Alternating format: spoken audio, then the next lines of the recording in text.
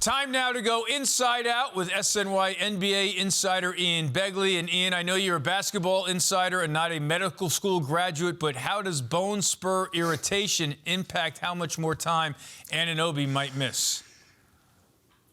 I'm in medical school. I barely squeaked out of undergrad, man. So I can't tell you anything about the ins and outs of the bone spur. But what I know is OG Anunoby had been making progress as of late last week. And I think what's happening here is they just want to get him pain-free. I don't think that this in any way changes significantly the way they're going about this. I mean, I know there was a mention sometimes players get in-season surgery. I haven't heard anything about Anunoby getting any kind of in-season surgery. I think they're just trying to wait this thing out, have it calm down, and they want to make sure he's 100% healthy once he returns to the floor. I think they don't want this lingering. All right, we're less than 24 hours away from the trade deadline, so how more likely is it now that the Knicks will make a deal?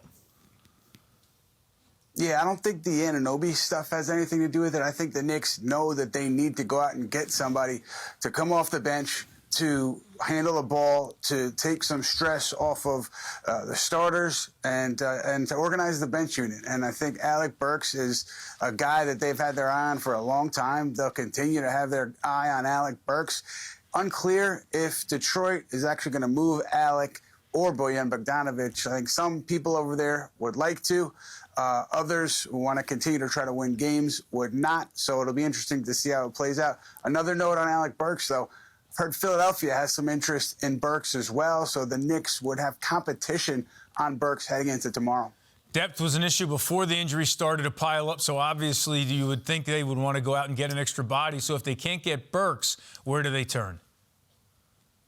I think you're looking at Jordan Clarkson. You're looking at Bruce Brown. Those are at least the guys that they had been eyeing leading up to the night before the deadline. I would think they're still there. You know, it's interesting because a source confirmed that Utah has some interest in Bruce Brown, too.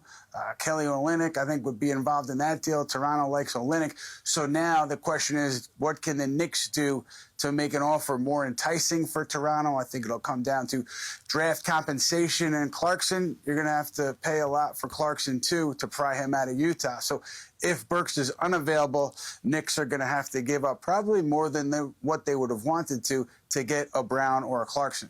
All I know is Bruce Brown has become a household name in the New York area after the last few weeks. All right, Ian, now to the action on the floor. Dante DeVincenzo has been on fire since Julius Randle went down. How does his emergence change what the offense could look like if and when the Knicks are ever at full strength again?